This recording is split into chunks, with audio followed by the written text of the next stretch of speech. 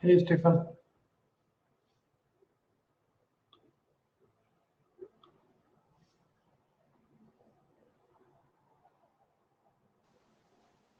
Hey, Makamana. I think Stefan's still muted.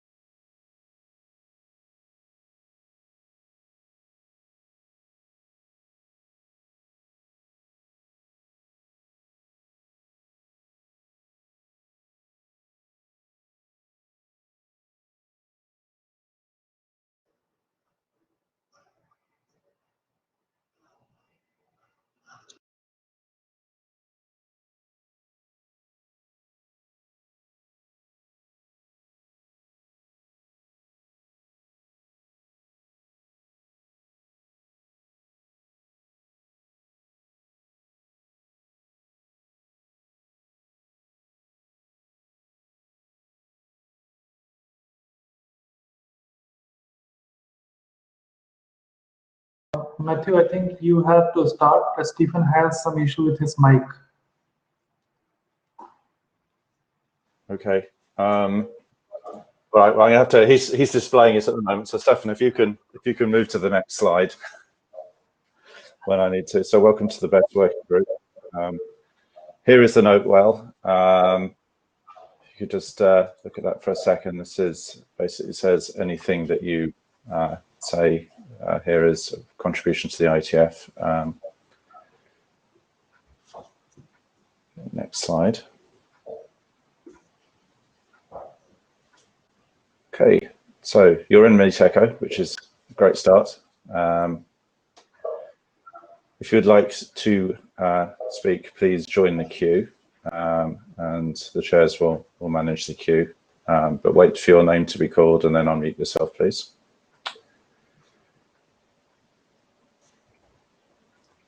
Okay, so RFC 7432-BESS. So this is an open action that we've had for about a year now. There's a presentation on it on the agenda. at this IETF.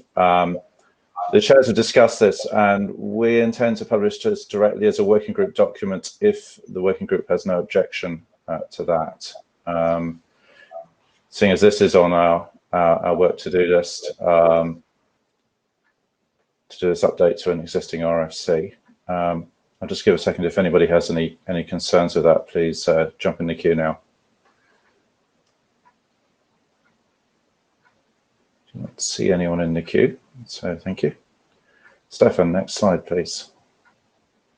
Status update. So RFCs published since the last IETF. We haven't published any.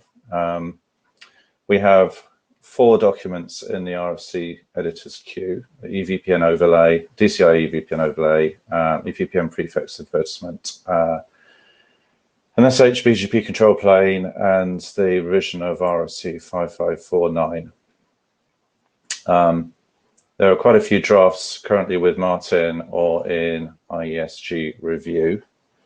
So there's the NA flags draft, in subnet forwarding, optimized IR, proxy ARP, and open discovery. The bumper procedure updates, the OEM requirements framework for EVPN, and then the DC gateway draft as well. Next slide, please. A number of documents are currently in our queue for being reviewed by the shepherds. So Mankamana is reviewing the IRB multicast draft. We're waiting comments. Do you want to say anything about that, Mankamana?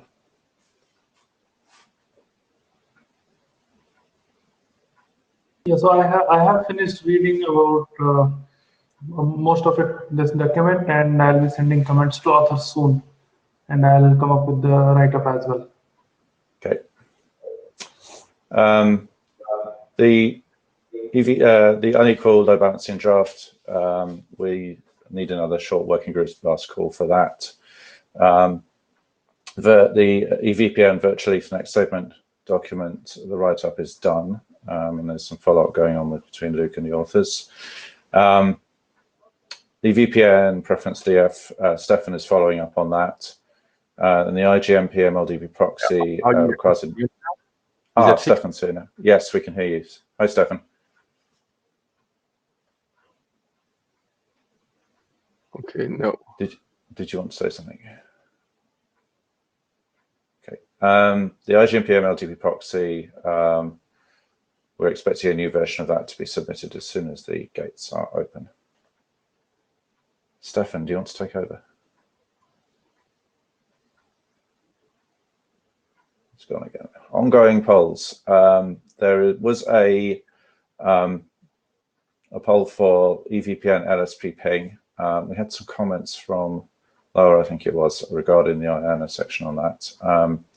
So we think this needs to be updated before we can close the poll, and check with Laura as well for the updated section. We also need a poll on that to address the issue of implementations. I don't think we had any replies about whether anybody had actually implemented this. So we're going to need to do an explicit implementation poll or an explicit poll to check if the working group is okay, given our policy for only publishing standards track documents with implementation. At least one implementation. So we will check the working group is okay with that. We have an ongoing working group last call on the IPVPN interworking draft. Stefan, next slide, please. Okay, ready for last call, SRv6 services. So these are in our queue. We will likely start a working group last call for these shortly. So SRv6 services, the EVPN aggregation label, the IRB extended mobility draft, which has a couple of dependencies on other documents that might hold it up. Next slide. Working group documents. So the DF election draft, multicast DF election draft. So we've got a new update that is likely to be posted. We expect this to be ready for working group last call for the next IETF. And this is planned to be presented at this IETF to get more comments on the draft. So you should see that on the agenda. The FastDF recovery draft, there's no update to that. And we're following up with the authors. Luke. You are next. Hi. Just for the FastDF recovery, we did do an update sometime last spring, and actually went and got some INA code points allocated. So maybe I can present that one at the next IETF, or even if there's a last column. Great. Okay. Thank you. Next slide, Stefan. So we haven't had any updates for this list of drafts on the slide. Next slide. And we have some new working group documents that we've recently adopted. So the VPN multi-home split horizon was adopted in October. The BGP SD-WAN usage draft adopted in July, and EVPN SRP2MP was adopted in November. Next slide. A couple of other documents that are probably ready for working group adoption. Draft preset BESS EVPN L2 gateway protocol, and draft Mohanty BESS weighted HRW. Okay. So here is the agenda. I just realized we didn't do an agenda bash at the start. So any comments on the agenda while we're waiting for the first slide to come up? So I think the first one up is Luc Andre. It will be the GAM result. Here we're going first. Yes, can you hear me? Yeah. Okay. All right. So this draft IPv4 NLRI over an IPv6 next top. So this draft utilizes the RFC 5549 IPv6 next top encoding scheme. So we have the authors myself, Manik Mishra with Cisco, Jeff Tansura with Apstra, and we have a new member to the draft from Juniper that has recently joined, Lily Wang. So with this draft, overall, we've made some good progress as far as some intermediate like interoperability, just support of the RFC 5549 next top encoding related to eBGP peering sessions. And really the goal of this draft is to test the interoperability as well as first determine whether it's supported the feature and functionality, that everything's fully functional. And you know, with some of the bigger vendors like Cisco. So far in the group of vendors that we have so far, we have Cisco, Juniper, we have Arista, as well as Nokia, and we're also trying to get Huawei on board as well. So that would be like really the top 5 vendors that we're looking at doing the interoperability testing for this. Next slide.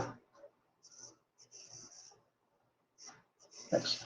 So just an overview of this draft. So what this draft does is it utilizes the IPv4 next hop encoding, IPv4 NLRI over an IPv6 next hop peer that's been used.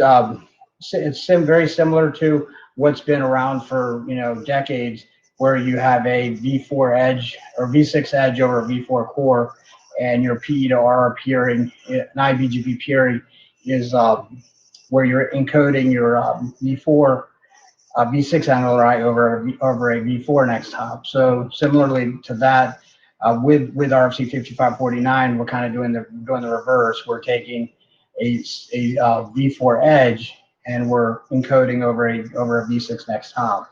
So with that, What this does is it's utilizing that same peering that's been done for a long time, with a 4-edge, a 6-edge over a 4-core. Now we're doing a 4-edge over a 6-core, but utilizing that same concept for your PEC peering, so your edge peering. And the reason behind that is it really allows us to eliminate all of our dual stacking that we have at the edge, and that's like really the massive gain with this, that we're able to treat the just as we stack SAFIs on our P to R peering, where you have your VPN v4, VPN v6, and many other SAFIs that are stacked in their P to R peering. Similarly, what we're doing is we're actually using that V6 peer, that single peer, to transport. So now we're able to transport the V4 NLRI over the V6 next hop, thereby eliminating that peering. As far as the savings, it goes, you really, from an IPv4 address depletion perspective, you really, that's really a really huge major gain. And as far as address planning as well for IPv4. The other big gain is OpEx savings in terms of monitoring of peers from an NMS perspective, net confidentiality perspective, that now you have, basically you cut down your peers in half. So you don't have all the dual stacking and edge peering, where now you really are able to, and there's really across the board that just would apply to really anywhere, whether it's a core, data center, any type of infrastructure that you have, wherever you have dual stack peering, you can keep the concentration of dual stacking, if where it exists, keep it consolidated toward the edge at the customer edge, but on the peering points from the customer to the core, that can be purely V6 only. So that's really the big major gain. Next slide. Next slide.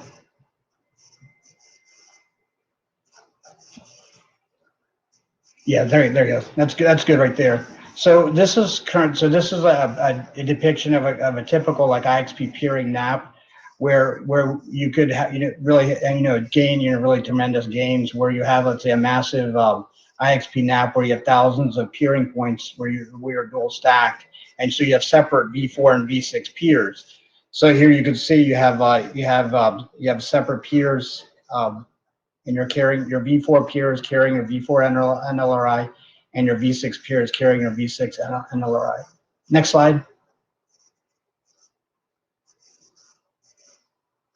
So what with this encoding scheme, what ends up happening is now instead of having two separate peers, you have a single peer. So it's a single V6 peer, and you can see like at the top in red, the next hop. So you're carrying the NLRI, let's say 192.1.1.0/24.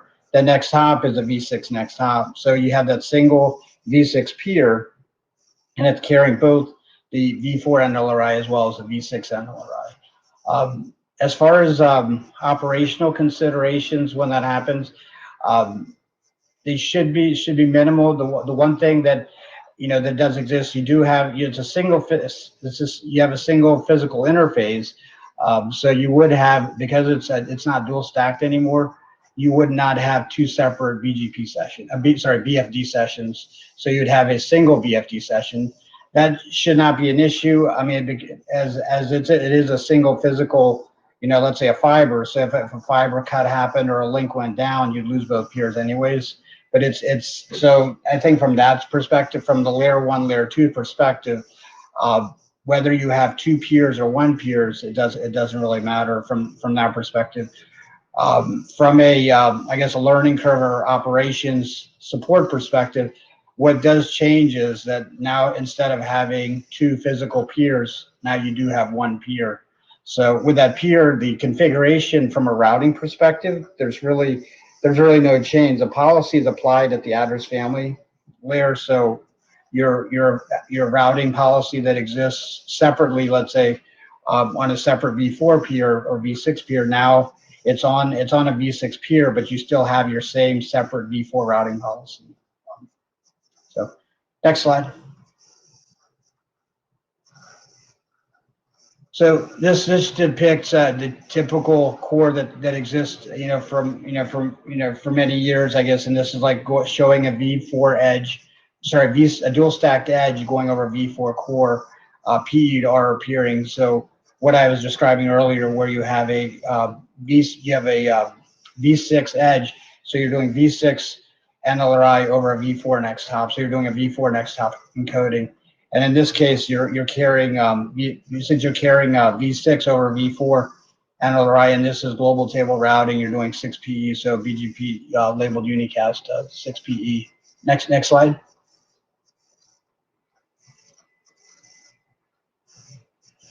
So in this sorry, there we go.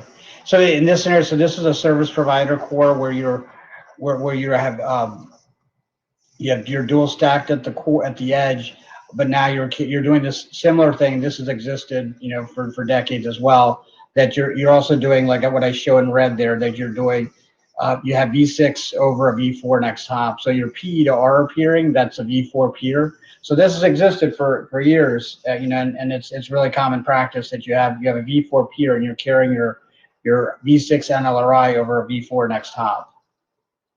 Next slide.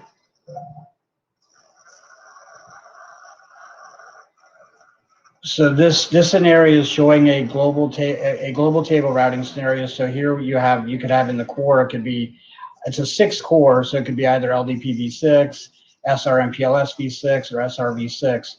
And so with the software mesh framework, from that perspective, RC5565, you have a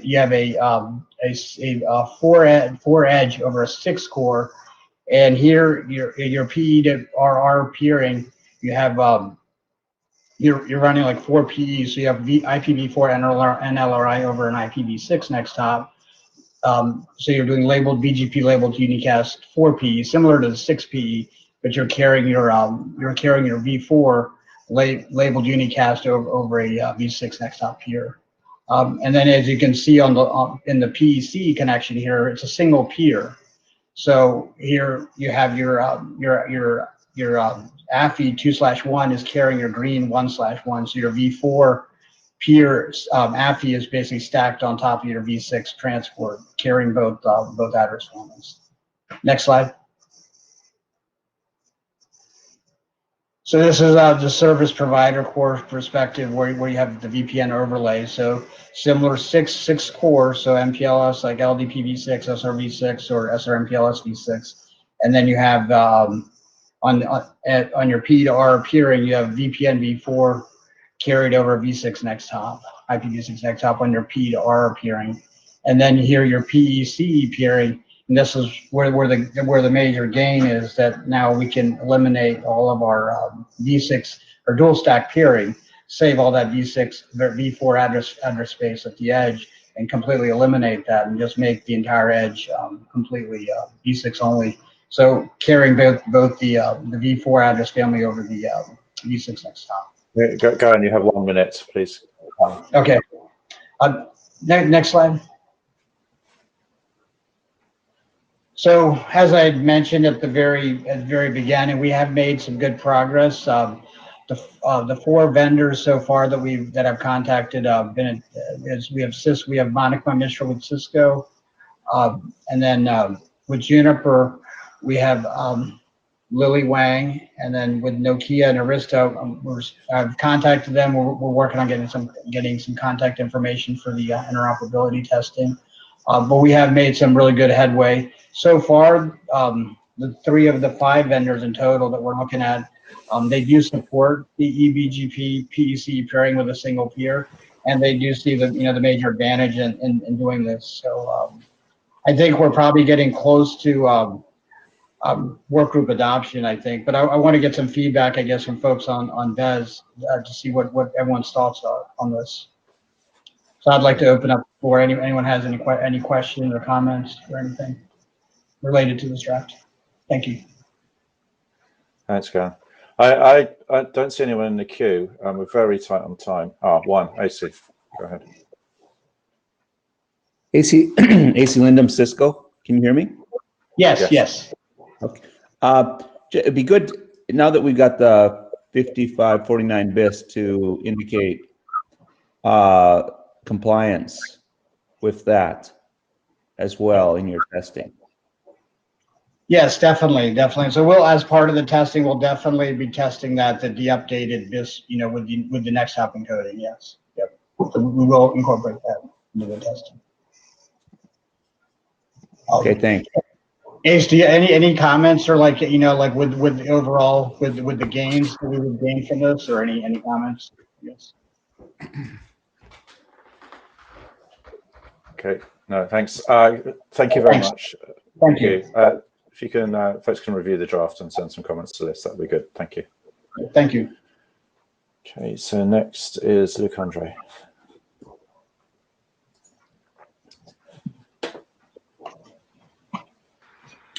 Yeah, hi. So I'll be presenting a brief overview of the updates since version 01. So the diff tool between 01 and 02 shows quite a few fixes for consistency and just changes of an editorial nature, changes to cross-references, etc. One of the major updates between 01 and 02 is a new section that was added to clarify the terminology between what a normalized vid is and service identifiers, so VPWS service identifiers, and sort of serves to disambiguate between the two terms.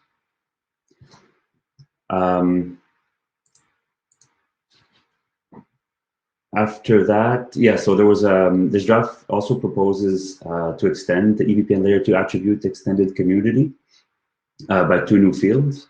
So the version 2 of this draft addresses field alignment issues in the definition of the extension to that extended community. And also we updated the INA section to actually request allocation of the 2 new fields. On the next slide.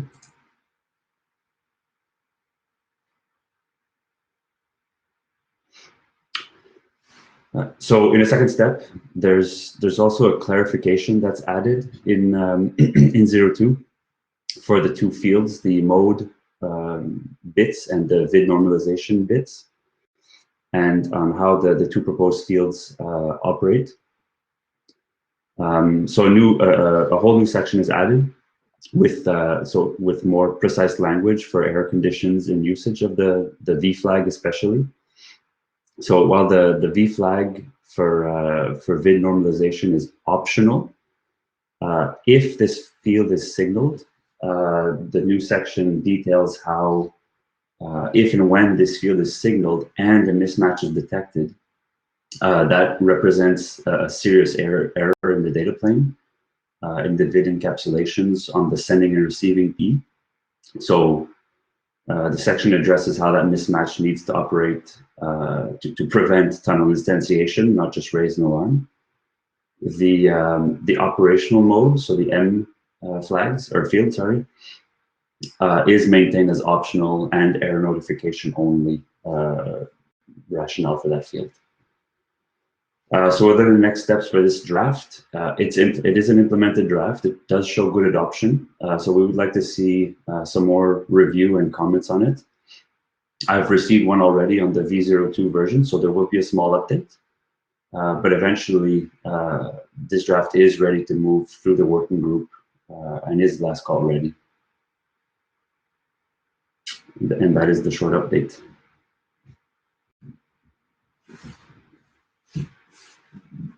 Okay, thank you. Don't see anyone in the queue. So next, I think is Man Commander. Yeah, so hey guys, we'll give a brief update about per flow DFLX and draft, so we can go to the next slide.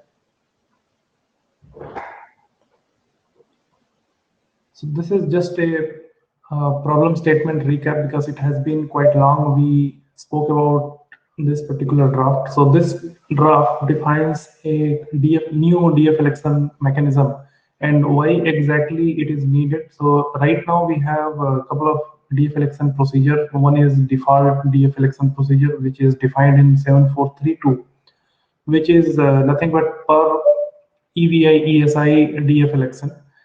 And the other DFLX mechanisms are when we use HRW algorithm to distribute DF among multiple Ps in the multi-home scenario. But we had, there are a couple of customers who wants to use EVPN multi-homing and the whole multicast services on a single VLAN. So if we have such scenario, in that case, always there is only one P who is going to be a DF. It means that the whole multicast traffic is going to get carried or get forwarded by your one of the P. So even though we do say that it is operating in all active multi-homing, but we are not utilizing the other link at all. So that is where this new mechanism comes into the picture, where we are going to have a per flow DF election. So Stephen, we can go to the next slide.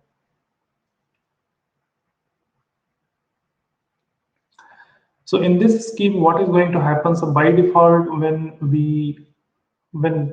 EVPN service is configured, we are going to have a default DF election, which will set up their state that one of them will be the DF and other guy is non-DF.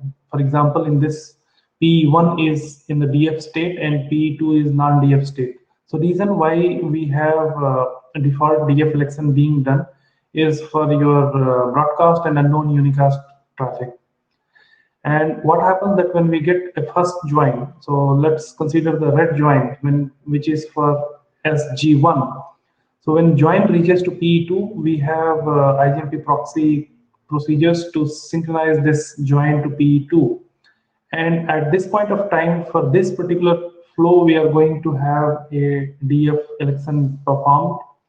And this DF will be providing a state for this particular flow. So in this case, P1 becomes non-DF and P2 becomes DF. When the next join comes, next join again will go over exact same DF election procedure and appropriate DF, appropriate P will take over as a DF. So in this example, we have SG2 where P1 becomes a DF and P2 becomes non-DF.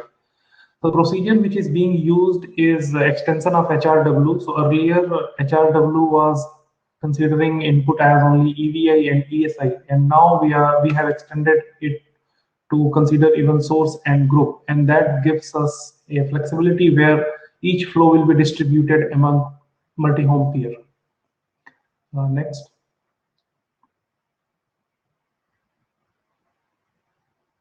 Next slide. Okay. So this draft has been already implemented and it is deployed, and we would like to get more comment from working group, and we plan to have a last call before next IETF. If there is any question?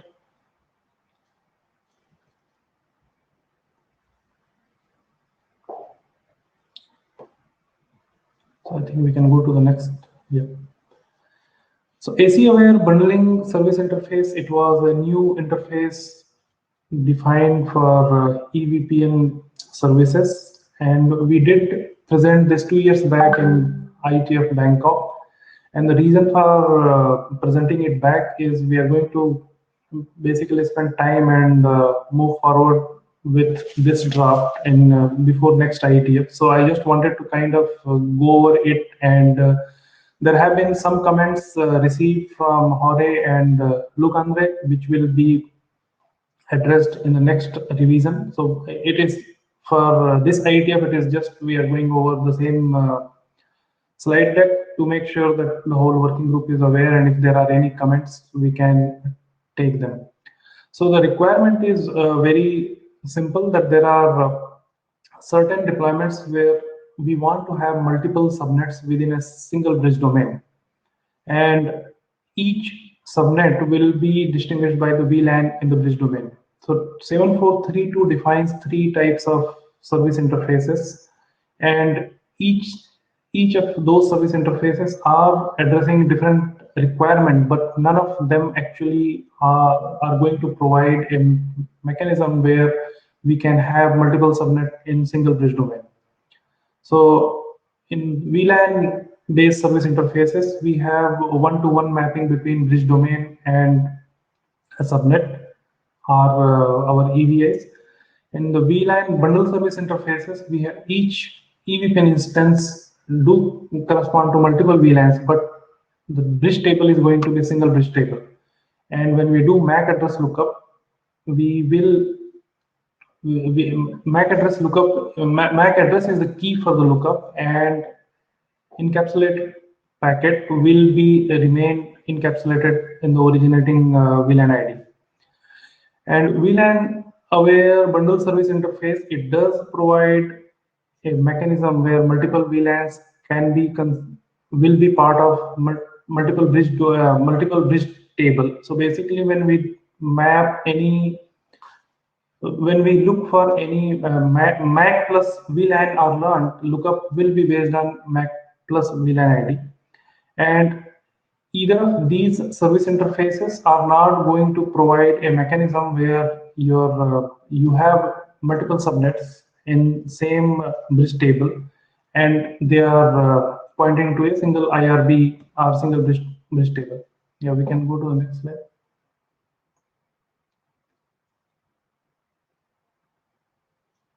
So in this example, we are talking about a bridge domain, which is being showed by yellow color here, and there are 3 different subnets, and they're part of a single IRB interface. So in this case, PE1 and PE2, they are multi-home peer, and PE3 is the remote peer. So right now, what is going to happen that when PE1 originates a MAC route, P3 needs to create an entry where the next hop could be either P1 or P2. And from the P2 point of view, we need a way to identify that which subnet this MAC belongs to.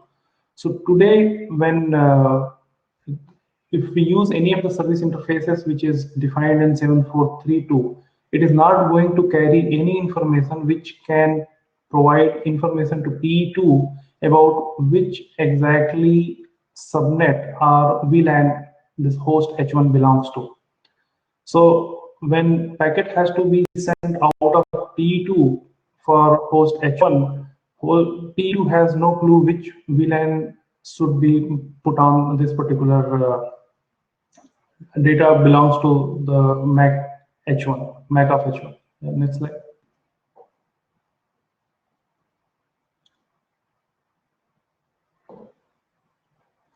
So AC-aware bundling service interface is going to address this particular requirement. And to address this requirement, what is going to happen that we are going to carry a circuit ID or attachment circuit ID along with the routes, whether it is MAC route or multicast routes. And the reason why this is applicable even for a multicast route, because when we are syncing IGMP joins, we need to make sure that we do carry which AC this join has come from, so that when you are creating a forwarding state for multicast in the smoking, appropriate AC can be picked. And this attachment circuit is going to be, attachment circuit will be useful only for the multi-home peer, and it must be ignored by the non-multi-home peer or any remote site. Next slide.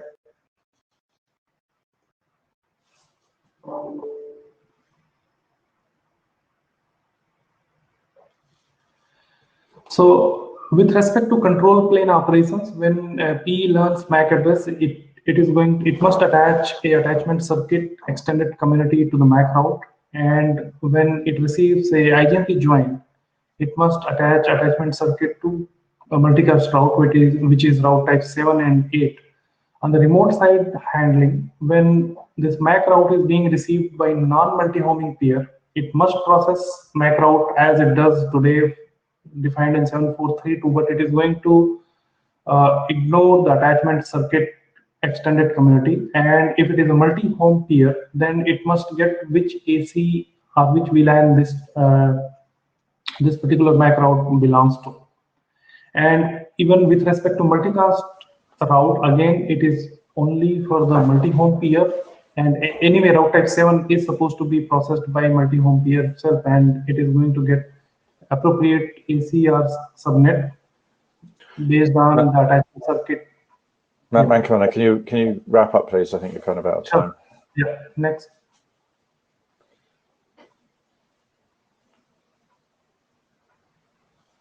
So there is no data plane change for non-multi-home peer. It is going to be exactly same as 7432. Yeah, we can go to the next slide.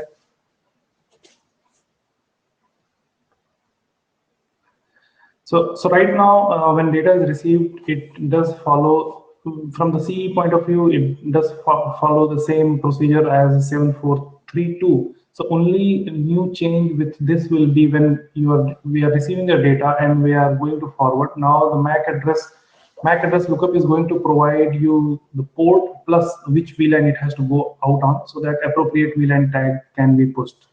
And multicast packets will be forwarded based on whatever multicast state per flow state has been built. Yeah, next slide. So there is already implementation with Cisco, and we are working across other vendors also. And we have, from the last presentation, we have added Nokia and Juniper as well in this draft.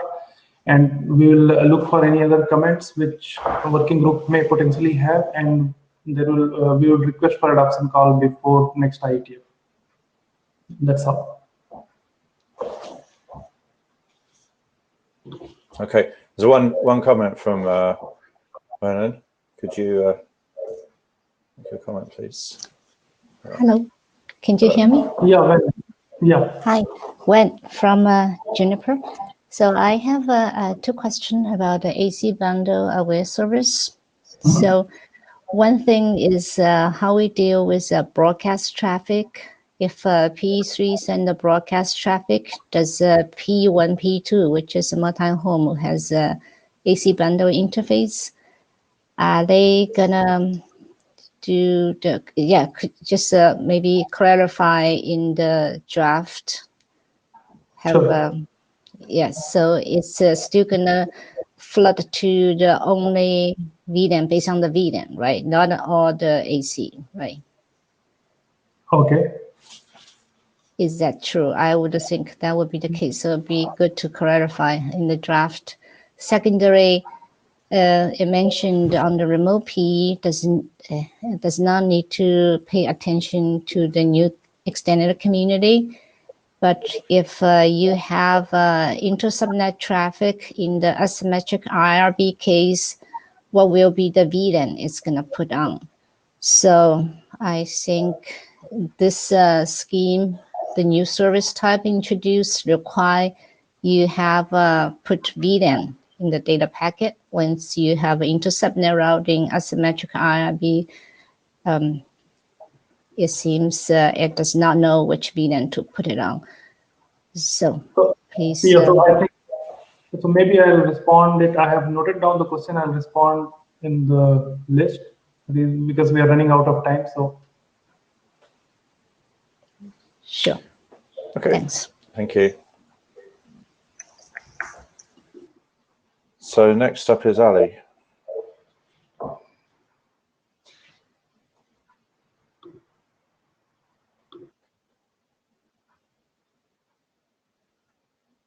Ali, go ahead. Hello. Hello. Hello. Hello. Yeah, we can hear you. Okay. All right. This is a short presentation on the areas that we are addressing for RFC 7432. The area of improvements has been, this RFC has been around for almost 10 years. As a result, we've gained a lot of insight and experience into what are the areas that needs additional clarification, and there has been some errata on this draft, and almost all of them in the form of the clarification, and there have been also some other comments with respect to the clarification and additional explanation that we are trying to incorporate into this draft, into this BESS. And next slide, please. So the area of clarification and improvements, I've listed the main areas in here. First, errata that have been logged for this RFC, and some of the errata, it basically revolves around the route label field description across multiple EVPN routes, and to basically clarify that the encoding is in the high order bit, and some editorial fixes for that errata. Then another area that need clarification is the relationship between the MAC VRF, bridge table, EVI, bridge domain, VLAN, and VLAN ID. What are the relationship among them? So we added a section along with the PE model diagram to take care of this. Then another area is for the applicability of the layer 2 attribute extended community to the EVPN service, and to explicitly signal the control word, MTU size, primary and backup bits for a given Ethernet segment, which we added a section to clarify this. Then another section is on the priority handling of EVPN routes, and we have three, basically we've categorized it into the three groups of the priority handling, which I'll explain later in these slides. And also clarification on the best path selection when we advertise a MAC IP route with a default gateway extended community. And also some addition of the how we supporting the DCB allocated label for the ESI, and how we as a result of that, how we handle multi-point to multi-point tunnel in EVPN. Next slide, please. Next slide. Okay. So with respect to the relationship between MAC VRF, bridge table, EVPN instance, bridge domain, VLAN, and VIDs, this PE model should help. It describes that the EVPN instance gets instantiated with the corresponding MAC VRF on a PE. And the MAC VRF consists of one or more bridge tables, and depending on the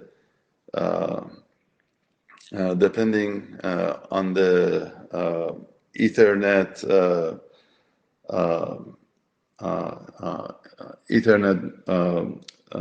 interface mode, whether it is VLAN based, VLAN bundle, or VLAN aware bundle, you get either one bridge table or you get multiple bridge tables. Then a VLAN, which is a bridge domain, and spans across multiple PEs. That for that given PE maps to one of these one bridge table, and that VLAN can be associated with one or multiple VIDs. So This table, this figure and associated text tries to capture the relationship among them and hopefully, make the relationship among these clear. Next slide.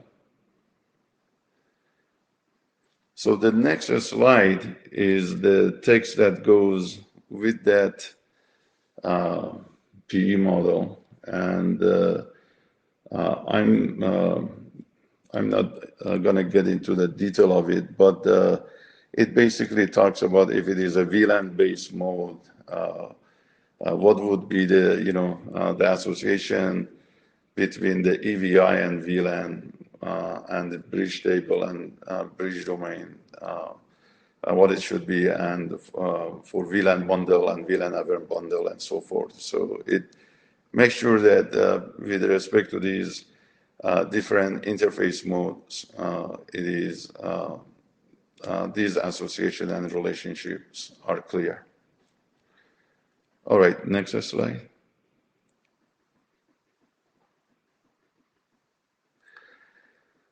Then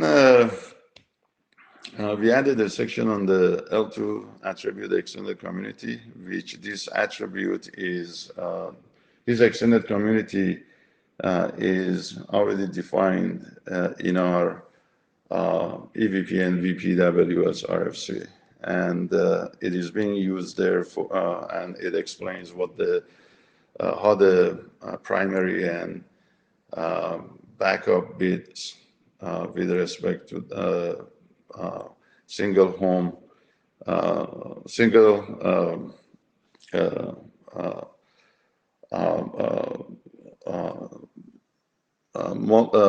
single active multi-homing, how these bits works and all that, and we extended that to here for the EVPN service, and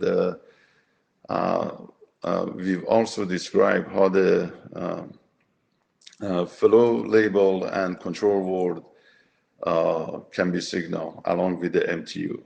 So we advertise this extended community with along with two routes. One is IMET route, and then the other one is EtherAD per EVI route. And in case of the IMET route, we advertise it with the MTU control word and flow label fields. And for the EtherAD per EVI, we advertise it with the P and B bits. So we partition basically different bits of this attribute is conveyed with these two routes. Next slide.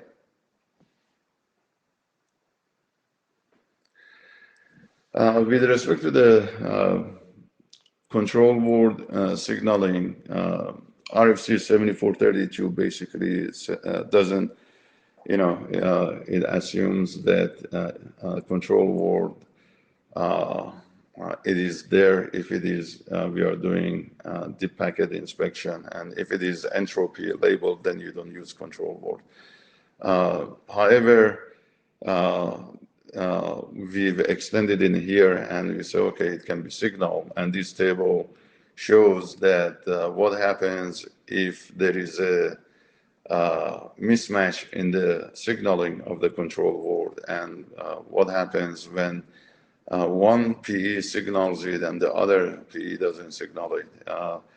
We make sure that we keep the backward compatibility with respect to the RFC 7432. So this table is there to make sure that is clear. Next slide.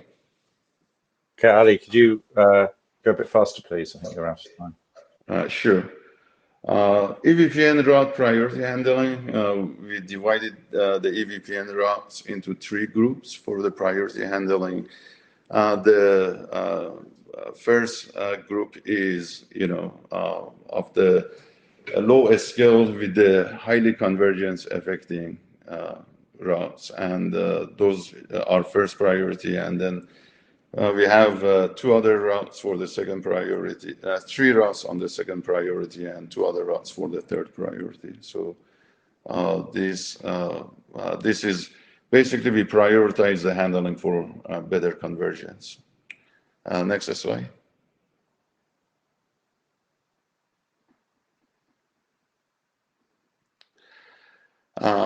Best path selection for default gateway is another clarification. That is default gate for IRB interface. You advertise the MAC and IP address for an IRB interface with the default gateway external community, and there can be, mishaps and misconfiguration where you configure the same thing on a host. And we added the text that if these cases arises, how do we handle it, and how do we take care of it? And if there is such duplication, we need to basically give priority to the MAC and IP address on an IRB interface as opposed to a host. So that section and you have to conclude now. I think I'm up to the last slide. Next slide is the last one. So a few other additional things. We're going to do it for the Rev 01, and then final slide. Let's go to the next one. Next step, we're going to publish this after this IETF meeting. We want to solicit input, and basically there is no rush for the working group last call in here. We want to make sure that all the stuff that we add in here are fully baked and give everybody a lot of chance to read it. So we expect several IETFs for doing this. That's it.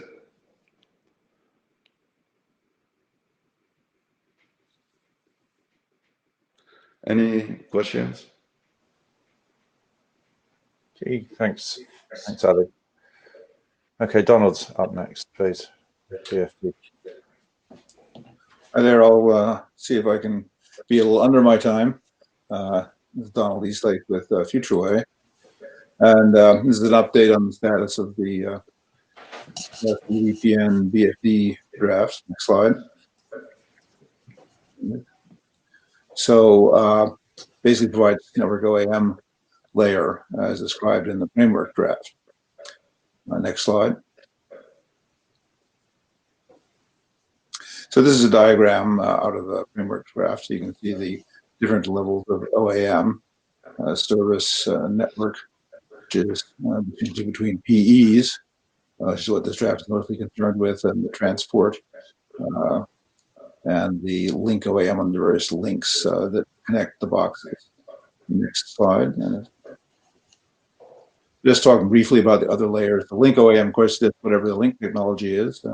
For example, Ethernet, a popular link technology. You can use 802.3 clause 57, whose name is Operations Administration and Maintenance, OAM. Transport, depends on the transport. You can use BFD or ICMP, trace route kind of things for IP and MPLS OAM. Next slide. And the service is essentially mostly end-to-end. The PEs need to be aware of it, and use connectivity fault management, which is defined in IEEE 802.1 typically.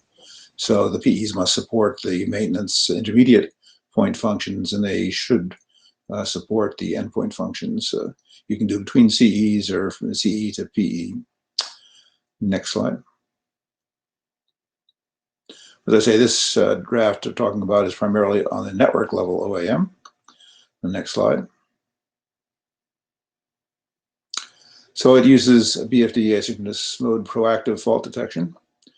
The current draft covers MPLS and VXLAN for unicast, BOM traffic using multipoint to point, and BOM traffic using point to multipoint. So it does not consider packet loss or delay measurement, and does not cover multipoint to multipoint. Next slide. So the BFD discriminators are distributed using the BFD discriminator attribute, which is defined in the VPN fast failover draft. And those are distributed with the appropriate routes depending on which type of traffic and so forth you're looking at. That's a fairly simple attribute, which basically provides the VFD discriminator and has some flags which are currently no flags are currently defined for that attribute. Next slide. A lot of the text in the current draft and the diagrams related to specifying encapsulations as used in these different cases, as listed here. But there's, I think, some additional information may need to be provided there concerning the kind of granularity you want to do the OAM at, since it's defined to be operable at different levels of granularity. Next slide. And in the framework draft it talks about the granularity. So specifically changes from the previous version has a various initial specification of the routes in which you want to use this VFD discriminator attribute and how to handle withdrawals of those routes as far as the VFD sessions go and the like. It's added a reference to the draft Mirsky MPLS P2MP VFD, which provides information on cases where you're using the head notification without polling mode for the point to multipoint. There are several different modes for point to multipoint defined in the multiple tail documents and VFD multiple tail. And current draft that I'm talking about specifies that you would use some version which includes head notification. So there's only one mode that doesn't, and there's 3 other modes that do include head notification. And this draft is now referenced, provides additional information on one of those modes. There were various IP addresses specified for the encapsulation. Those have been adjusted based on IESG feedback on other drafts in the hopes to avoid future IESG problems. And there are, of course, miscellaneous editorial improvements. Next slide. So future additions possible, information covering PBB, EVPN, IRB. I think it may be useful to have an appendix that actually shows traceability from the requirements that are in the framework draft to the provisions that are in this draft to show that those requirements are covered. And one could conceivably add some information on other encapsulations. Next slide. So basically looking for requesting comments and suggestions, and hope to progress this draft to a point where it could be a working group last call, not too far into the future. That's the presentation. Okay, you're in the queue.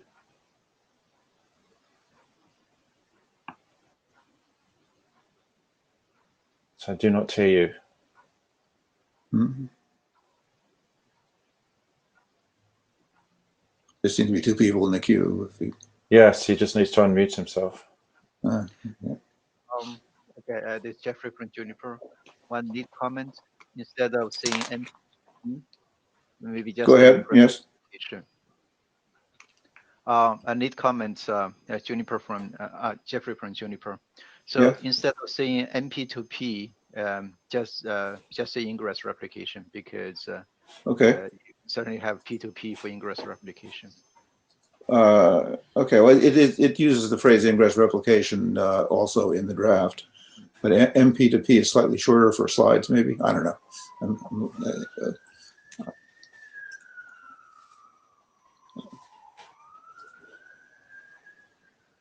Okay, any other comments? Okay. Can you hear me? Yes. Yeah. So Jorge Rabadan, Nokia. About the fault detection for unicast, is it the intent to advertise the BFD discriminator with every single MAC IP route in the broadcast domain, or only one special? As I say, I believe this draft does need some more work concerning the granularity of OAM testing you're going to do. So this is the network layer, which is between PEs, And you could just want to, I don't think you want to test between PEs if there's no routes between them. But as long as there's one, you might want to just test one path. That would be the worst granularity. If you want to, I believe according to the framework draft, you should be able to test at several stages of granularity, including one which is much finer. But if you're doing more fine-grained testing, then you need to be able to distinguish the VFDs for those different sessions that are testing those different fine-grained paths. So if you have any suggestions on improvements for the draft along those lines, that'll be welcome. Yeah, I'll send some comments. The other request is to also include IP multicast and the the advertisement of the discriminator also with SPIMC 80 routes for EVPN. Okay, I think perhaps you post some comments like that to the list would be ideal, so that everybody could see them and comment on them. Sounds good. Thank you. Yeah. Okay, thanks. Next up is Linda. Okay, Okay, go ahead. hello? Oh, can people hear me? Okay. This is we want to show that how the BGP is used to control the SD-WAN.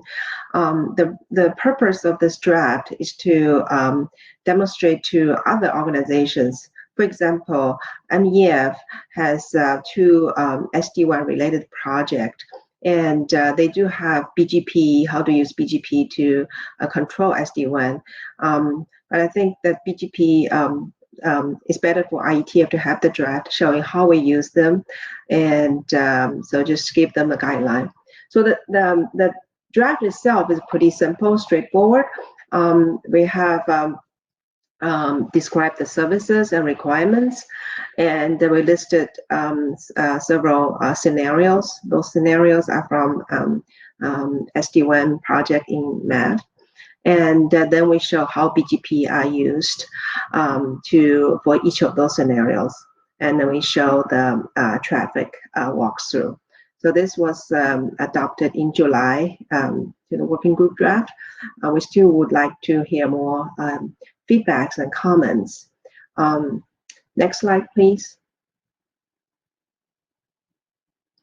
So the major changes, basically we reflect the latest change in the tunnel in-cap version 20, and we address the suggestion from the BESS mailing list to use recursive lookup. The recursive lookup is described in the section 8 of the tunnel in-cap. So here, just show some examples. How do we use that? Next slide, please. So this is from the old version, the 00 version, showing that for the BGP update to reflect the attributes, especially for the IPsec attributes, you have client routes and you have detailed attributes, the IPsec related sub-TLVs, which is described in the secure EVPN. Next slide, please. So this just to show if we use recursive lookup, there will be two updates. The first update will have the client routes and with the next hop to the loopback address. And we tag the client route with the encapsulation extended community with the tunnel type, which can be IPsec or can be some existing tunnel supported. And we use the color extended community. And then the second update is to describe detailed attributes. So an advantage of this kind of recursive lookup is to separate the IPsec property distribution from the client routes, because IPsec SA attributes have rekeying process, which need to be updated periodically. When separating them, you can reduce the packet size of the BGP update. Next slide, please. This is also from the previous version.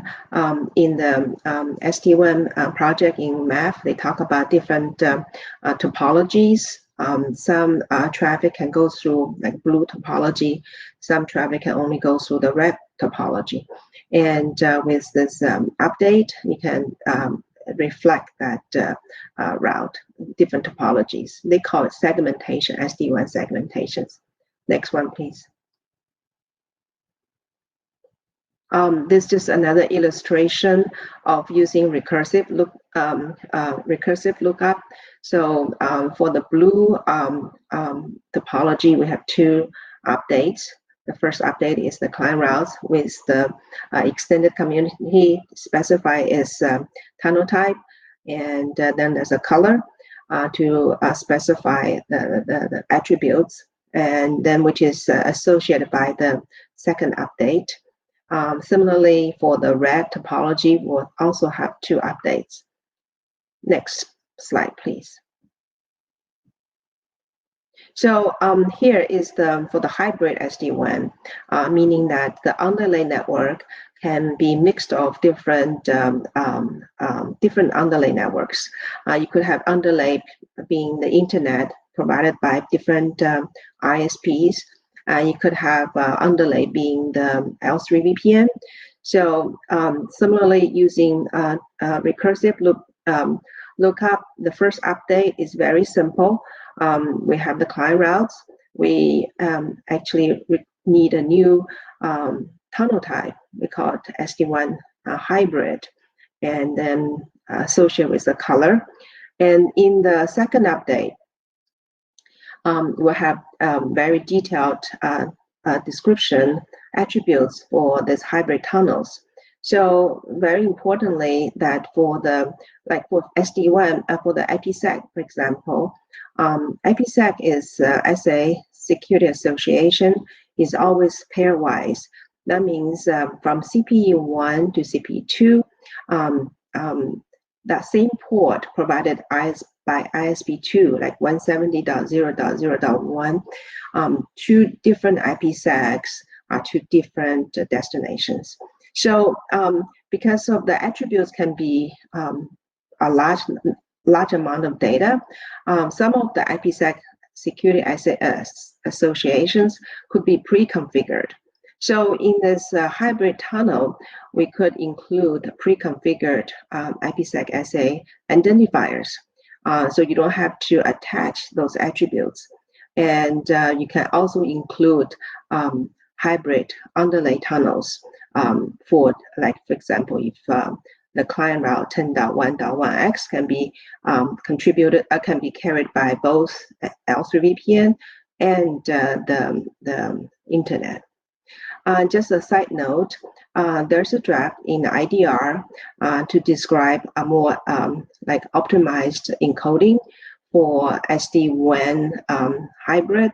We call it SD-WAN NRI, and which will be discussed tomorrow at IDR session. Next slide, please. Yeah. You have less than 2 minutes to conclude.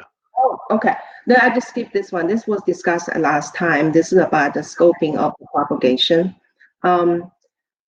Okay, so maybe I'll just stop here. Next one is encoding, right? It's like very detailed. I hope people can read the document instead of me talking through this. Any questions? Any suggestions?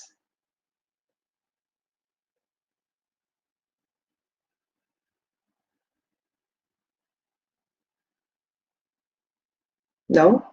No questions?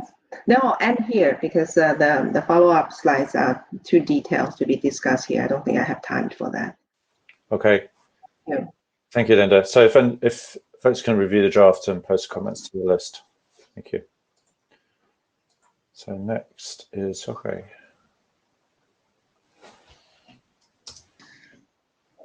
All right. So this draft, it's about PBB EVPN ISIT-based CMAC flash. This is the list of my co-authors. This is a working group draft document, and the idea is that it's ready for last call, and we should make sure that we get the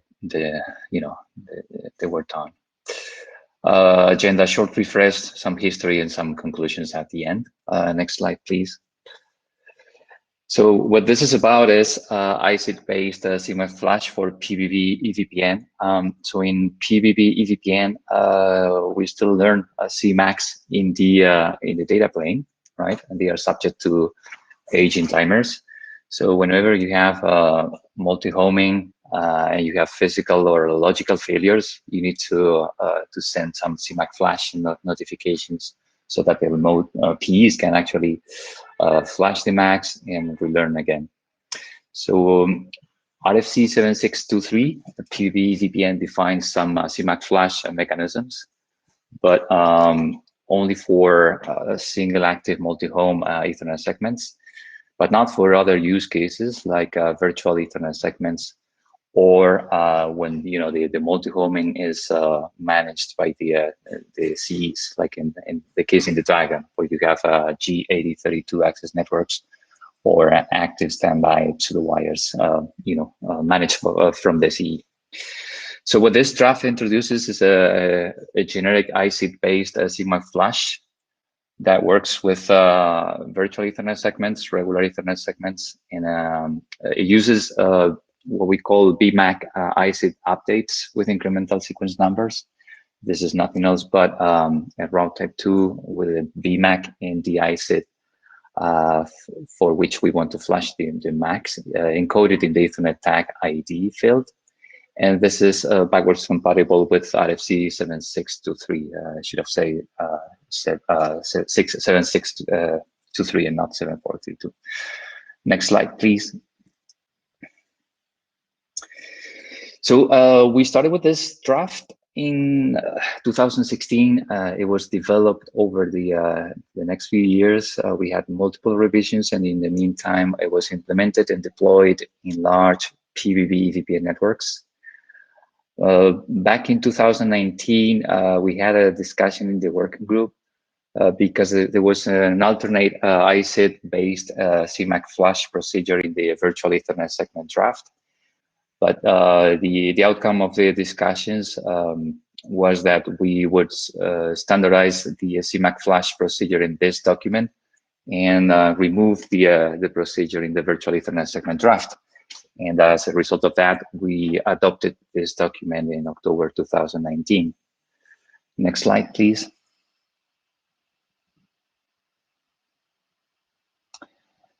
So what is new in this revision? So some terminology added, a new section just for terminology, some typo fixing, and a general review with minor clarifications just to make it ready for last call. Next slide, please. So we believe it's ready for working group last call, and it should progress as soon as possible. So if you have any comments, welcome.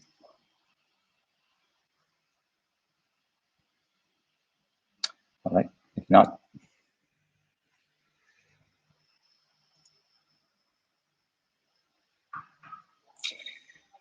All right, so the next one is about multicast source redundancy in EVPN networks.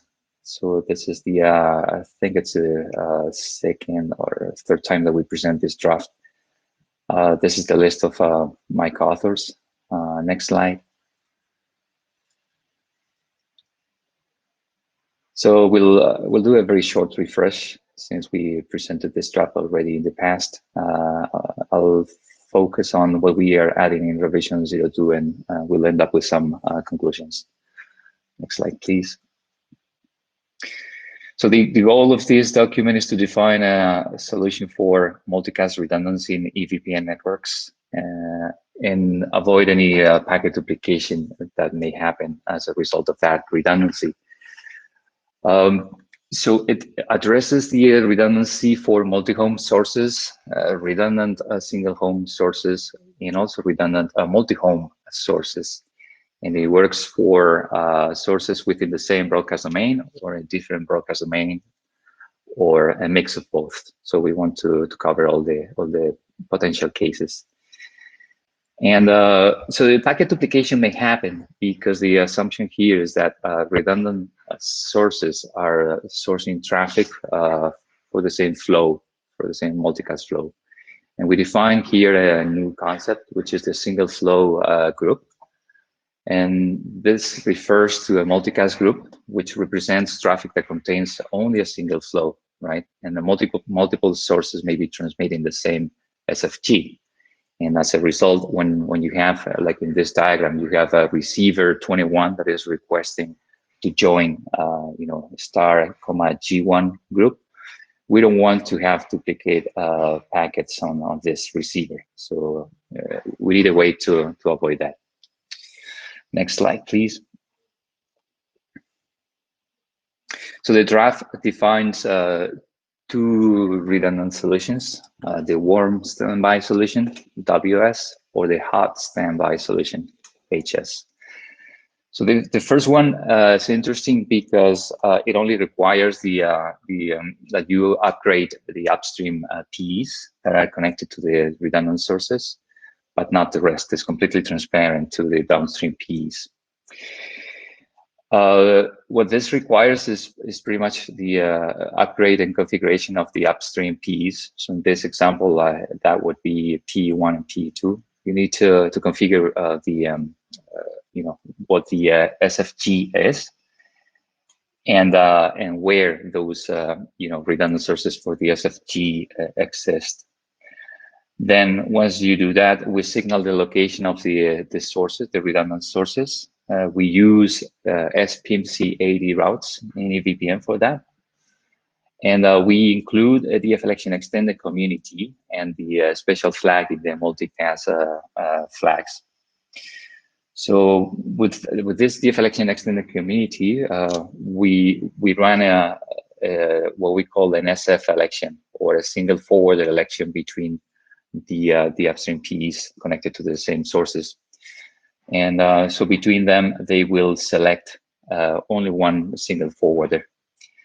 So with that, as a result of this election, the upstream PEs, they will program some RPF checks, right, for the SFG, so that the non-SF PEs, they will discard any received packets on the local AC for the SFG.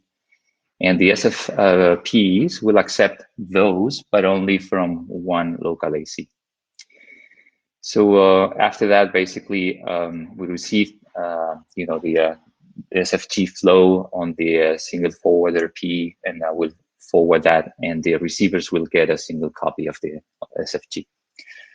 So next slide, please. There was a need also for another solution that is hot standby. And the reason why we needed this is because we want to have a faster convergence. The drawback of this solution, though, is it requires all the PEs to be upgraded. So not only the upstream PEs, but also the downstream PEs. But other than that, basically the procedure is it's described here. So we need to configure the SFG and the BDs, the redundant sources are going to be attached to. We introduce some control plane extensions. So because on the downstream PEs, we need to detect or determine whether a multicast flow is coming from a given source or another. We are including ESI labels to make that distinction. So those ESI labels are signaling SPMC80 routes, and the other extension is that the ESI routes, they must be domain-wide block labels, because we need to make sure that the same ESI label is used from the two PEs here for the same source, right? And those ESI labels are different on a per redundant source basis as well. So that's why they must be DCB allocated labels. So based on that, we advertise those labels also on the AD per ES routes, and we program RPF checks on the downstream PEs so that we, upon receiving, the duplicate flows from the two sources, the downstream PEs, they actually discard the packets coming from one source, and they forward only the ones for the primary source. For fault detection and the change in the programming of the RPF check, we rely on the advertisement and withdrawal of the AD routes, but BFD is possible too. So next slide, please. So what did we do in revision 02? Some general cleanup with type of fixing. We also improved the terminology section. We added an optional use of BFD with the reference to the EVPN BFD draft that was presented earlier. So that's why I requested to the authors, or I will actually formally request to the authors of the BFD draft to include the signaling of the BFD discriminator along with the SBMC AD routes, which is needed in this draft. And we also added some security considerations to the document. Next slide, please. So what we are requesting is working group adoption. We believe, we've worked quite a bit on this draft. We've presented it a couple of times, and it's ready for working group adoption. Thank you, Jorge. Okay, so I have a couple of minutes for any comments or questions.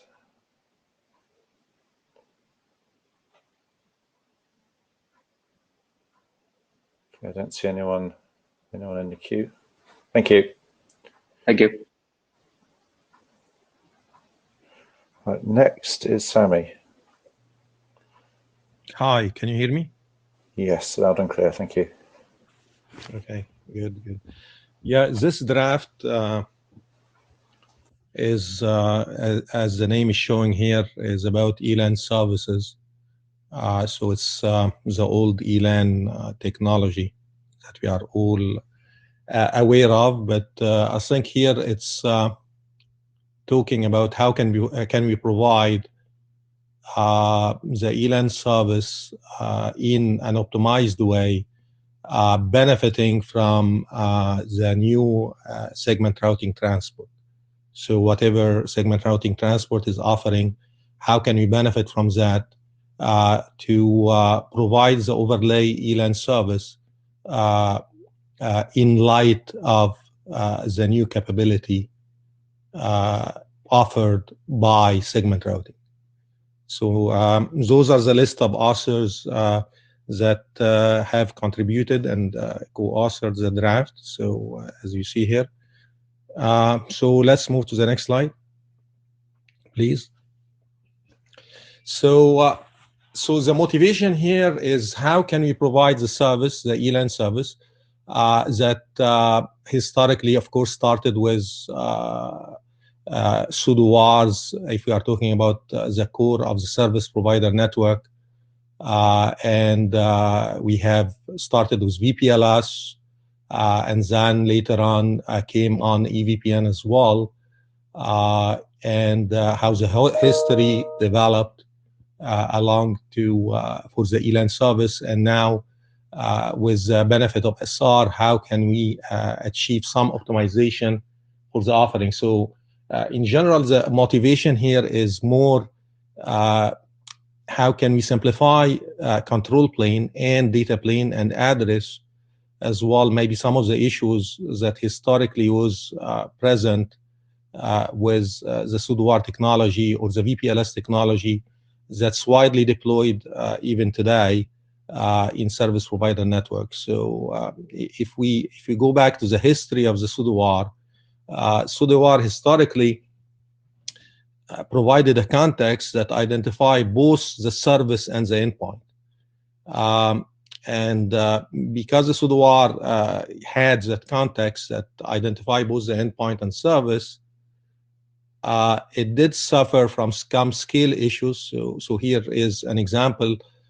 If we are talking about 10K service deployed on 100 node, we are talking even with partial meshes, between those servers, not on all 100 nodes, I mean.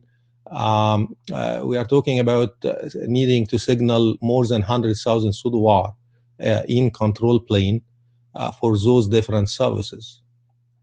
So of course the scale was a concern that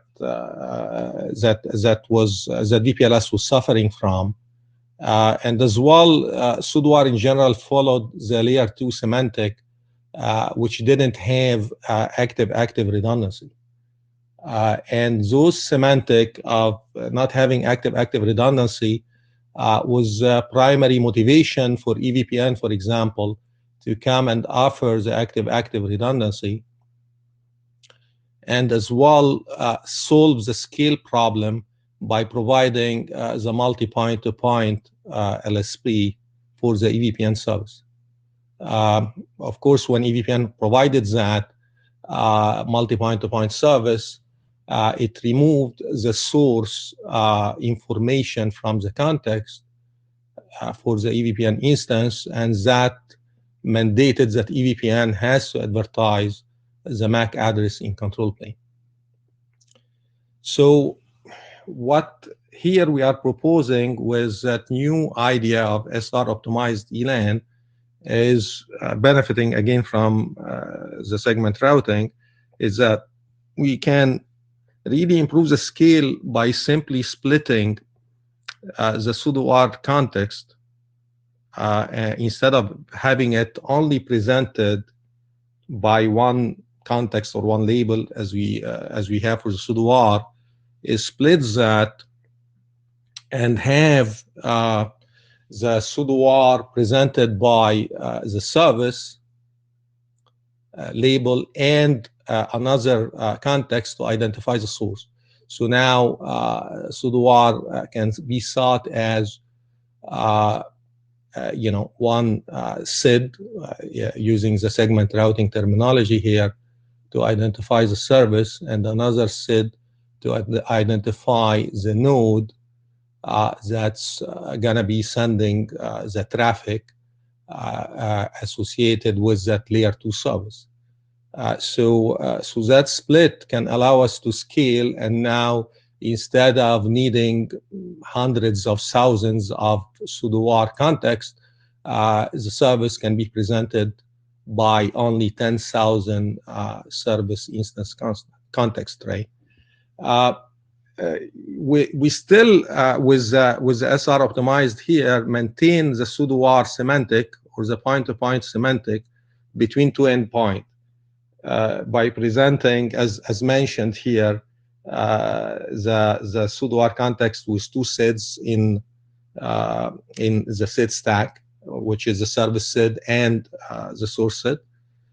And as well, what we are saying is that we can offer still the active redundancy by simply benefiting from the anycast SID capability offered by segment routing today. So how is that going to be achieved? We are going to see that in the next slides. So next slide, please. So here, if we go back to the motivation and the goal here, we are saying we want to, of course, benefit from SR or segment routing, but at the same time, we want to as well optimize the control plane or simplify the control plane. So what we are saying is that if you see here a network with 6 nodes as shown and CEs attached, whether those are multi-homed or single-homed to the different PEs on that network, we are saying the discovery can be greatly simplified by simply having each node advertise the service SIDs as a bit mask of all the services that are provisioned on a given node. So if you imagine, some nodes here are, for example, configured with 1,000 even of services, each node can advertise a bit mask of all the service SID IDs, starting with a start service SID. I think here, the assumption is that we are going to have a global service SID block, right? So we are going to have an sRGB for the services.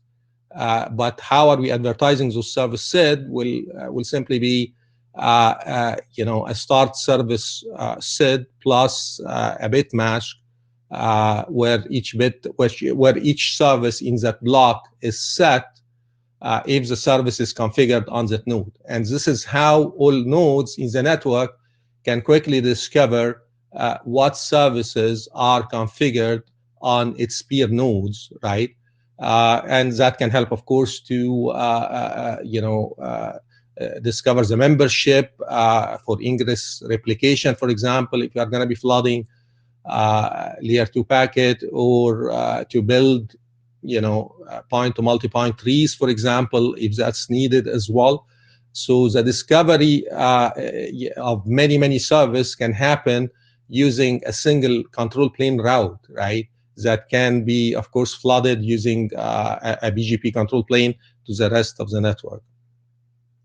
And along with that bit mask, I can advertise per node, especially for ingress replication, a per node broadcast SID. So that SID is a node SID still, but that allow the node to receive broadcast traffic. So if the top SID is that broadcast node SID, then the node know that this traffic is meant to be broadcasted or meant to be flooded to the service.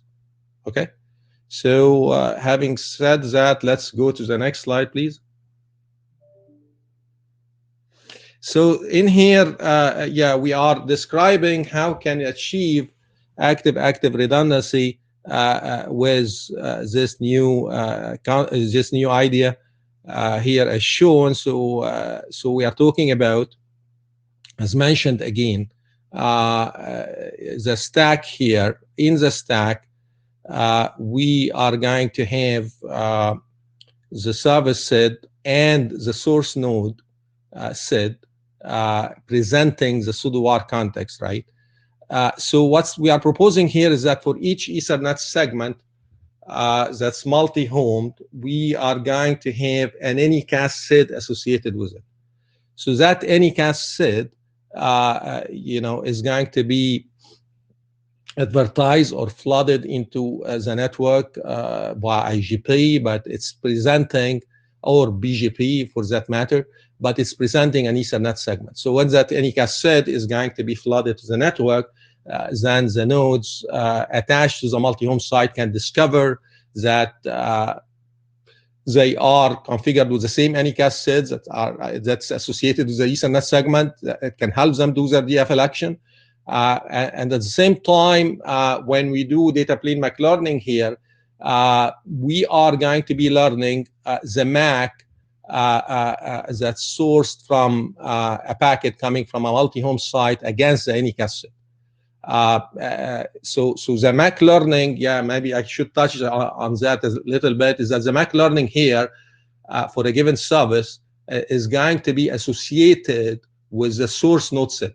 And that source node SID could be, unicast if the traffic is coming from a single home site, or could be, it could be associated with a unicast node SID, or could be an Anycast node SID if the packet was coming from a multi-home site. So the learning still can happen against the source node SID, whether it's Anycast or regular node SID, that is associated with the node that receives the traffic from a single home. So having said that, let's go to the next slide.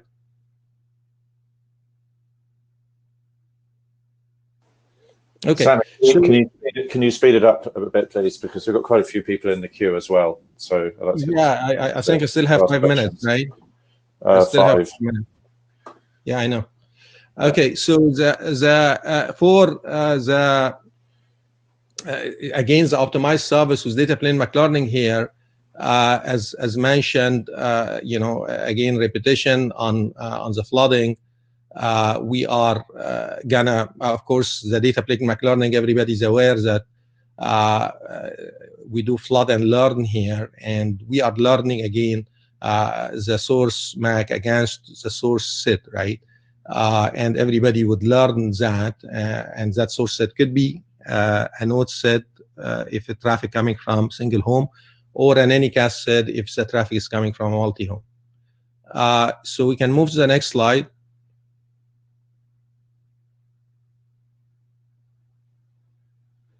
Okay, yeah, one key feature as well, talk about ARP suppression and how we can achieve ARP suppression with that idea, right? So one approach here that can be deployed, of course, we can learn about the IP MAC binding by gleaning ARP. However, the ARP replies are typically unicast, and IP MAC binding may not be learned except only via the nodes that are involved with that unicast packet. And here, a proposal of flooding ARP replies to allow the IP MAC binding to be learned via all nodes as well, to be able to provide ARP suppression. Yeah, let's move to the next slide. Yeah, actually, in here we are saying, mechanisms that are required to provide overlay convergence are not needed here, and that's honestly a very key to this approach. So, as we said, we are simplifying control plane mechanism by advertising very limited number of routes to discover the services and build to discover the services are configured and learn about them in control plane with a much simplified control plane offering here. But as well, in terms of convergence, given that the Ethernet segment is presented by an anycast set in the underlay network, we can use the overlay, the underlay convergence to converge the overlay as well, right? So there is no need really for any overlay convergence in here, because simply a node can withdraw its anycast set from the underlay network, then it will stop receiving multi-home traffic or traffic that's destined to its multi-home site. And we are saying here, even for faster convergence, the node can direct traffic to another node associated with the multi-home site if its own site, for example, failed, until the withdrawal has been propagated to the rest of the network. So let's move to the next slide, please. Yeah, we are saying, of course, because we are using anycast set, we can do ECMP multipassings. This could be ECMP or even UCMP, right? Because the anycast set can be advertised with different weight, and if that happens, we can send traffic with different weight, and as well to, of course, to the nodes attached to the multi-home site, or as well. We could have active standby by having one node advertising the anycast set with a higher metric. Next slide, please. I think, yeah, this is the last slide. So just to recap quickly here, we are saying you have to conclude now. Yeah, I'm concluding. So just to recap quickly here, we are saying, okay, hey, we are maintaining data plane McLearning with all the benefit of data plane McLearning with this approach. To achieve, of course, fast convergence. Data plane McLearning has been optimized greatly on hardware today, and many hardware can do McLearning at line speed. MacMove, maintain conversational learning, scale very well. We bring the benefit of active, and multipassing through benefiting of SR anycast, and you mentioned as well ARP suppression. Much simpler control plane. Imagine one route that can teach you about all the services associated with or configured on your box, right, or on your router. The leveraging of the segment routing and eliminating any need of overlay convergence.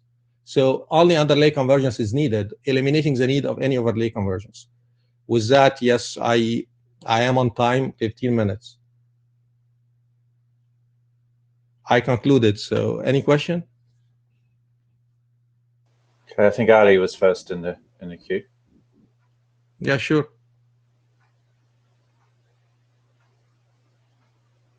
Ali, do you have a question? Hello? Hello. Can you hear me? Yes. Yes, we can now. All right. So there are quite a few claims that are inaccurate, and the idea of these data plane learning, Mac learning in data plane, and breaking the pseudo-wire context into source field, service ID field, and the destination, which is a multicast field, has been done for over 17 years. First, in 2003, 2004, I wrote a draft VPLS multicast that describes how to do that. And then 7 years later, in 2010, there was the native VXLAN draft talks about data plane learning. And between the two, we had PBB VPLS, which does the same thing. Sorry, Ali, what is the point? Sorry, what is the point? You know, are we getting a history lesson? I am getting to the point. I'm getting to the point that there is nothing new here. Claims are being made in here which are inaccurate, and there are issues, all the issues that we have with the data plane learning, it still exists, except that you're not, either you don't know about them or you're not mentioning them.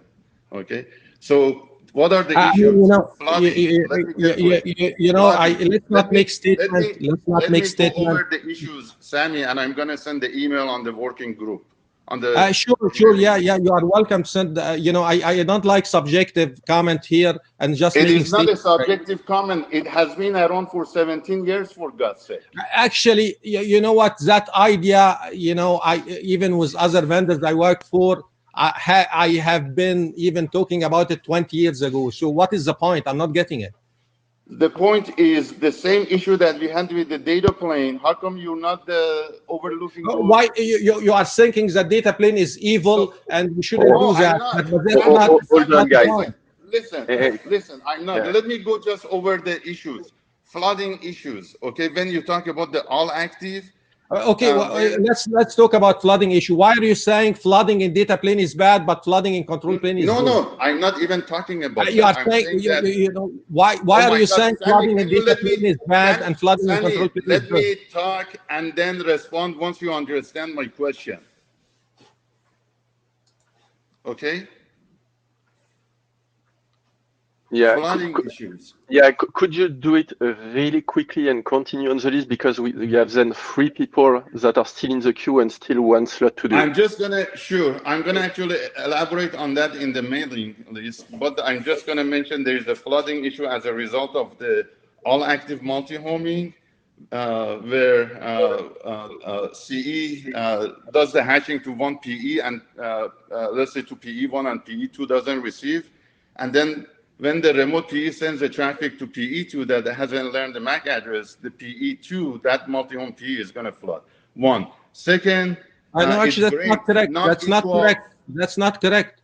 Why are you assuming this is the case? I don't think you read the draft or even looked at the slides. Yeah, I'm really sorry, guys. I'm really sorry. We are really out of time. So could you try to discuss on the list and stay calm, okay? So don't just want 2 other things. Ali, we have 3 other guys that balancing.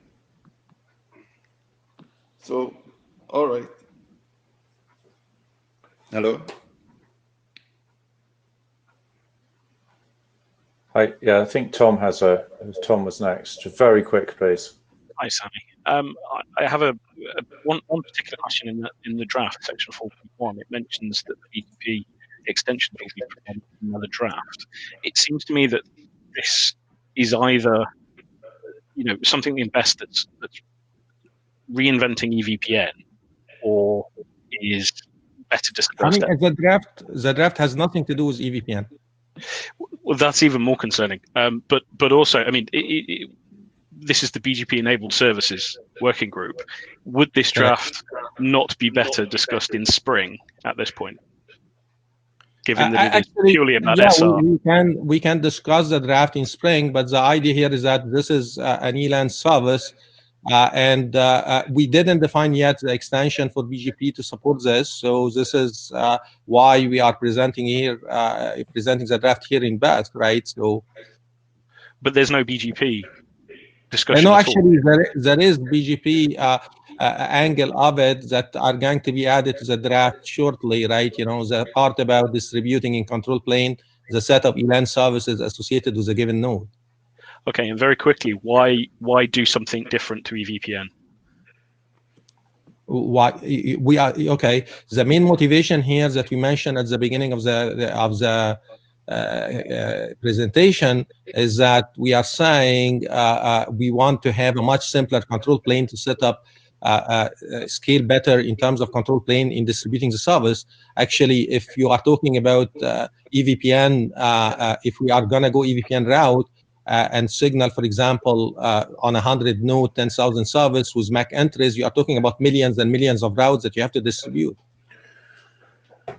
So we are saying, you know, instead of that approach, why can't we, you know, if you talk about EVPN and you have 10,000 servers, you are talking about distributing 10,000 Ethernet AD per route. You are talking about distributing Ethernet segment.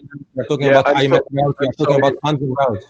We have to move to the next slot. We have to move to the next slot, unfortunately. Okay, out of time. Next is, so please take any of your questions on this draft to the list, please. Yeah, Jeffrey. Jorge and Jeffrey. Yeah.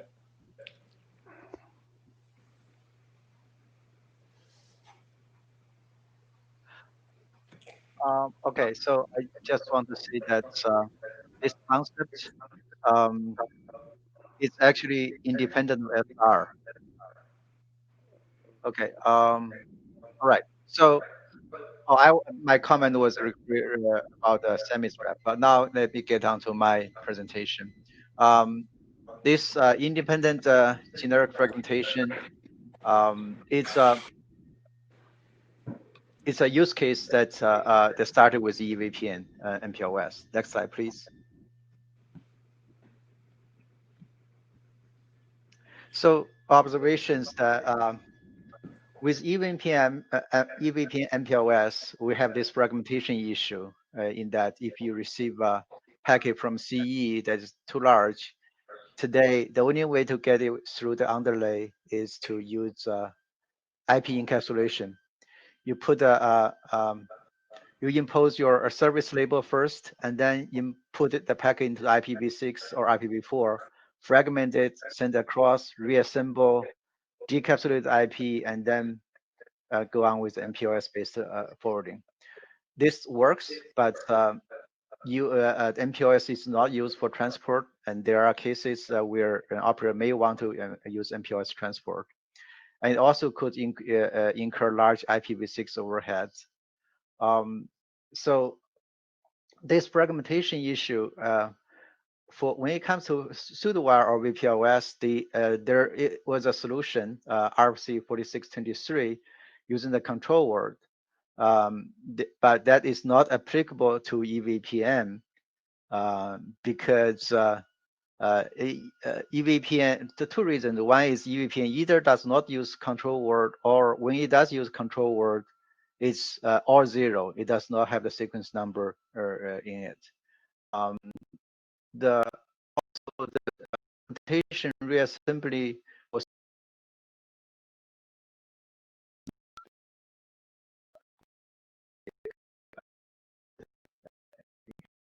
this is unrelated. So the second observation is that IP fragmentation can actually be viewed as independent of IP. So as long as the context for that identification and in the fragmentation header is available. Next slide, please.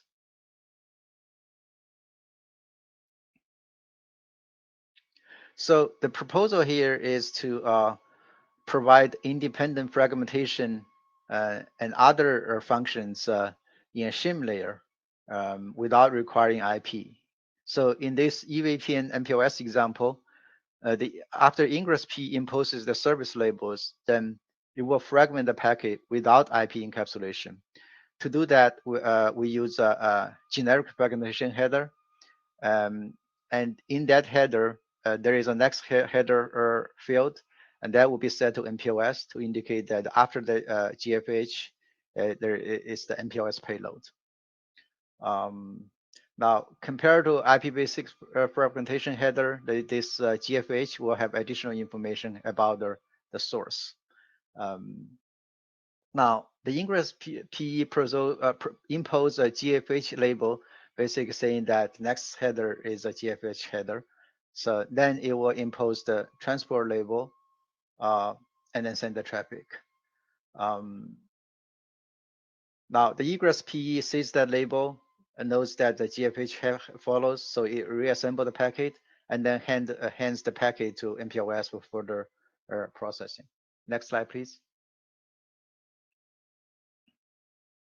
So the fragmentation header, the first one is the IPv6 fragmentation header, and the next one is this generic fragmentation header. The red fields are the differences from the IPv6 ones. The first one is that for 0 bits at the very beginning. That is for ECMP issue. So there have been some discussions on the MPLS PALs and BESS mailing list. And this ECMP issue was brought up by Stuart. And so this is a solution for that ECMP issue. This is just same as the first 40 bits in the pseudo-wire control word. I want to say that it's not in the draft yet, but I'm here presenting here because of discussion. The identification field is variable because there are cases we need to embed the source information in this identification field. And when that is the case, then there is the flag bit S bit set to indicate that the identification field itself includes the context information. So the context from the outer header will not be used. And because of that variable identification field, we need a header length in this GFH. Next slide, please.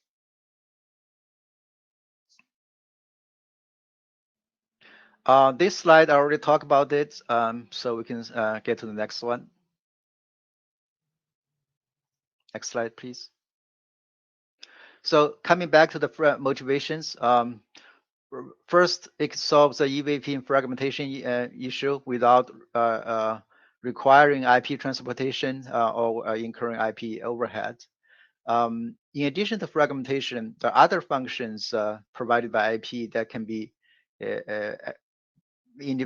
supported at this independent frame layer as well. ESP is one example. And in fact, this fragmentation or ESP functions, they can be applied to many layers, including MPLS, beer, or even Ethernet if IEEE so desires. So it's truly layer independent. And when it comes to beer, the beer encapsulation header has a protocol field that can specify that the next header is a GFH.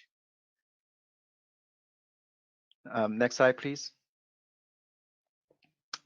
Okay, so we are basically seeking comments. There have been presentations and discussion in various working groups and about use case. And if this is a solution that we do want to work on, then we need to find a home. Right now, our draft is for TSV working group, but it can be any group that we deem appropriate. Next slide, please. Oh, actually, no more. So I'm done with the presentation. Okay, we may get cut off, but first in the queue, Stuart. Okay, so thank you for improving the draft a little bit. I'm still worried about how you're going to prevent reassembly lockup, because basically you've got nothing to clear the resources if subsequent packets fail to arrive to complete the packet.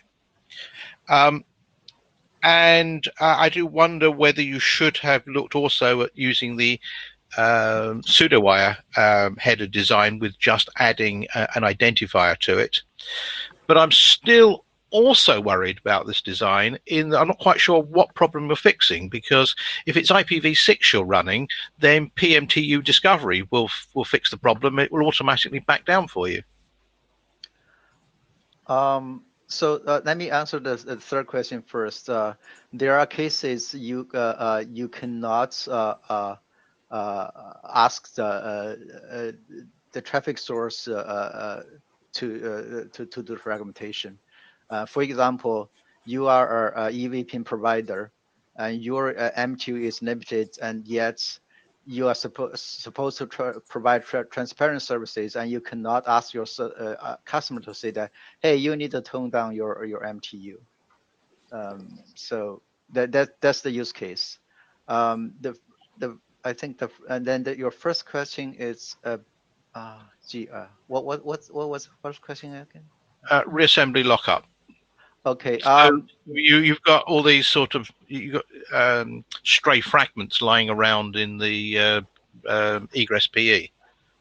That's a generic problem that's even if you are not using this one, let's say you are using IPv6 encapsulation and you fragment using IPv6, or even in the pseudo-wire case, when you do have fragmentation reassembly based on the sequence numbers, a egress PE could have many of those ones.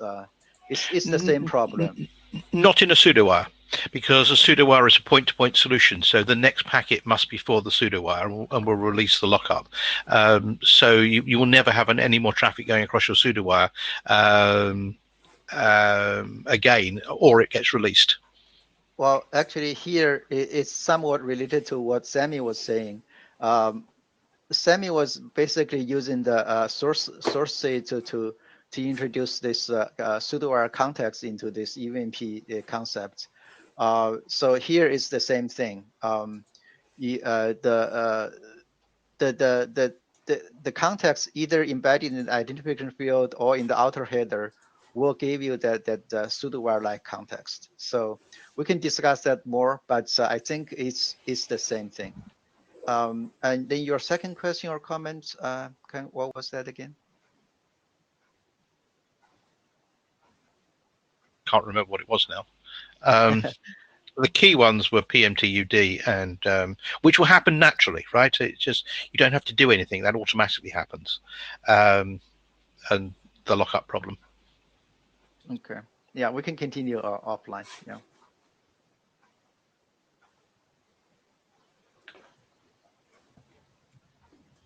Lacey, do you want to?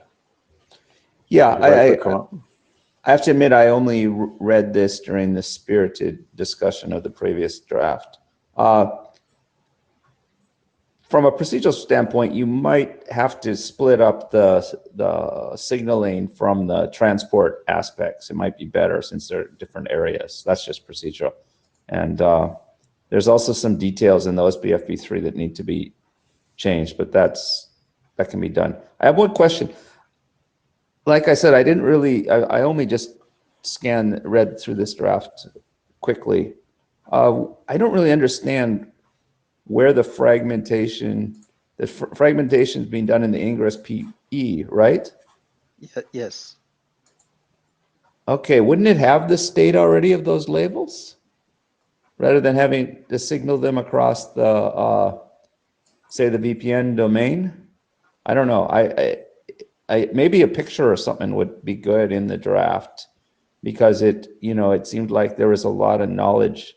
I couldn't visualize the problem in the quick looking at it quickly. Okay, I'll add a picture, but a quick answer is that the labels, I assume you're referring to the GFH labels. Absolutely, yes. Okay, the reason why they are needed is that MPLS does not have a way to indicate what is the next header, what follows after the bottom of the label stack. So that label, GFH label, will serve the purpose, saying that okay, the next header is a GFH header, and then additionally, that label can optionally identify, say, which source, which node send this packet, in addition to the GFH semantics, and that is That would be also that would be like the CE, right? The CE, right? no, the PE. I mean. Oh, the PE. Okay. Yeah, and that is actually very similar to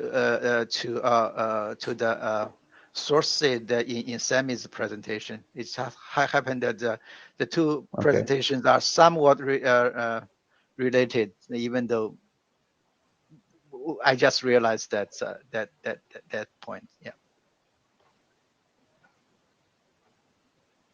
Okay, thanks.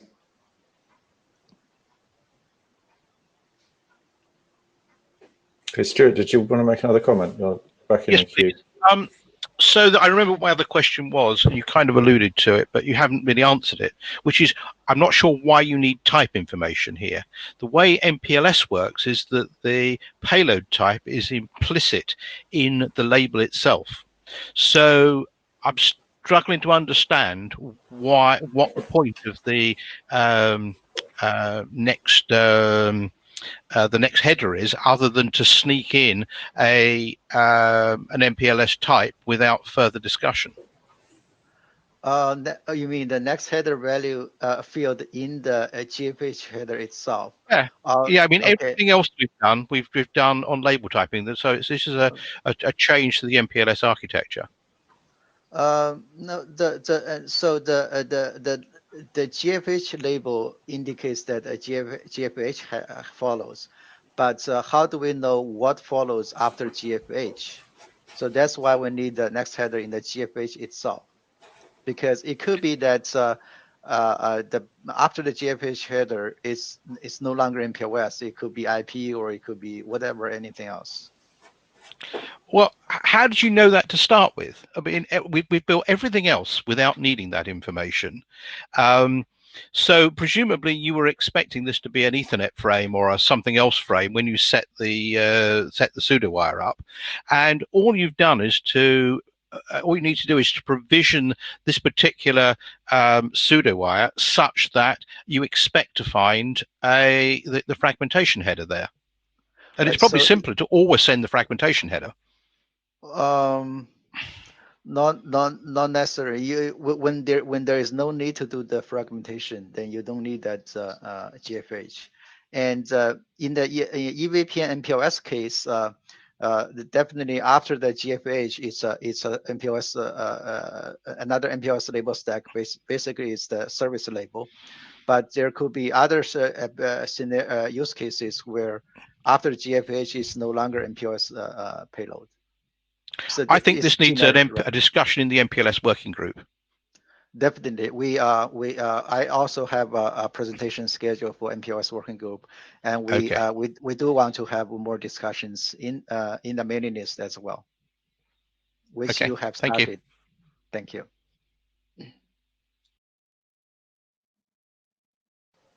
Okay, I think we probably should wrap it up now. We're 10 minutes over.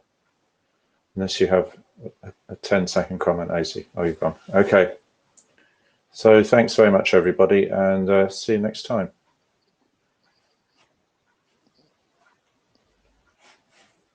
Bye. Thank you. Bye.